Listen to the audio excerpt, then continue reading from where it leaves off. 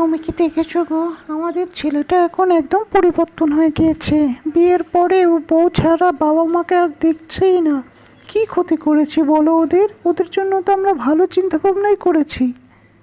শোনো বউ, এমনভাবে বলতে হয় না। আসলে বিষয়টা এমন হয়েছে যে ওর এখন ওর বউকেই প্রয়োজন। কারণ বিয়ের পরে বউই একমাত্র সঙ্গী, যেমন তুমি তো আমার সঙ্গী এখন। তারপরেও আমার খোঁজখবর তো একটু নিবে বলো। ও সে কবে হলো ইউজ গেছে, আমাকে একটা ফোনই দিচ্ছে না এখনো।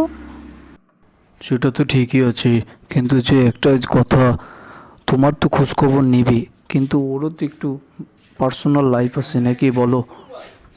হ্যাঁ গো, সেটা আমার একদম অপছন্দ যে ও আমাকে একটু ফোন দেয় না। ও তো আমাকে একটু ফোনও দিতে পারে না কি। আচ্ছা ঠিক আছে, তুমি চিন্তা করো না, আমি ওকে তোমাকে ফোন দিতে বলছি। আমি এখন বাইরে যাচ্ছি, তুমি সাবধানে থেকো।